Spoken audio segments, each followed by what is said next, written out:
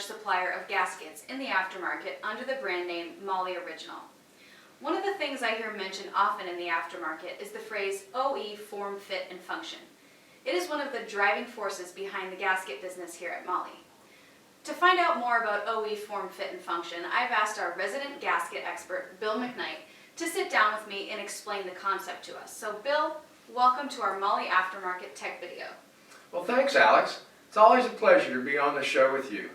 As you and many of our viewers know, I've been in the parts business now for 36 years. And I've been in gaskets that whole time as well. As a matter of fact, when we started, we had 1,800 part numbers, and when I started, now we're over 9,000, so I've seen a lot of changes. Well, Bill, I better not get you started on your stories or we'll never get to our topic at hand for today, OE form, fit, and function in the gasket business. I think I have a pretty good idea about it, but again, you are the expert, so. Well, you're going to have to hear one more story, Alex, but this one I promise is my segue into form, fit, and function. Back in the day, before you were born, the gasket business started to change at the OE level. In those pre-Alex days, most engines had cork rubber valve cover gaskets, a cork rubber pan gasket, paper timing cover gaskets, and paper intake manifold gaskets. Life was simple as a supplier. The cork rubber was a byproduct from the wine stopper industry. The paper was generally supplied by companies that made floor coverings for your kitchen. And we were making most of that stuff using steel rule dies that came from the shoe manufacturing industry. Wow. I know you find this hard to believe, but it's all true. Now you think before I've totally lost it, let me tie this into today's topic. In the mid-'80s, things started to change at the OE level. Plastic and rubber gaskets started replacing cork rubber and paper. Even some basic steel parts started to appear. As suppliers, we didn't know what to do. We were tied to cork rubber and paper. The natural thing to do, at least we thought, was to stick with what we knew, you know. So we were able to figure out how to make those old materials fit those new engines. Now, I traveled back then a lot like I do now, and I visited techs and work shows, you know the gig. Yep. I spent a lot of time telling techs, oh, don't worry, I know it looks different, but it's going to work, trust me. How'd that go, Bill? Not too good, Alex. Time and again, techs told me, said, Bill, when we take a gasket off an engine, we want to replace it with something that looks like, feels like, and works, just like we took off.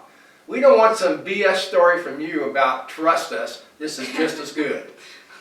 So I came back to the office and I told the gang how bad I was getting beat up out there, and we decided right then and there OE form, fit, and function would be the rule, not the exception at Molle. And today, 99% of our entire line is OE form, fit, and function. Wow, and I know from my experience at Molle, this is not an easy or an inexpensive task. So can you tell me a little bit more about Molle's commitment to this OE form, fit, and function concept? Sure. Remember the old materials, cork was a byproduct of the wine stopper manufacturing and essentially was free. The paper was from the floor covering industry, and those steel rule dies I mentioned, we spent maybe $1,000 or less on those. Wow. Now we got tempered stainless steel exhaust manifolds. Far more expensive than paper, and the dies are $5,000 or more. Instead of cork, we got injection molded rubber parts for oil pans and stuff like that. Dies costing upwards of $50,000. We do this, number one, because it's needed to seal an engine today, and number two, time and again we've heard that OE form, fit, and function from customers. Well, Bill, that's a great story, and let me wrap it up by asking you one more question. This OE form, fit, and function has to be a no-brainer, right? So I assume all aftermarket gasket suppliers do this as well. Is that true? Well, not really, Alex. They don't. Remember the cost I mentioned? This isn't a cheap way to go to the market. It's the right way, of that I have no doubt, but it's not cheap. Other companies are less dedicated than Molle.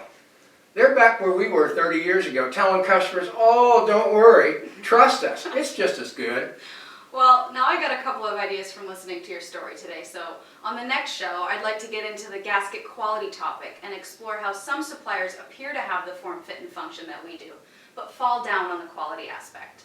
Well, this is good, but you know, every time you have an idea, I have more work to do. So I better get out of here and get to work. Okay, sounds good. All right.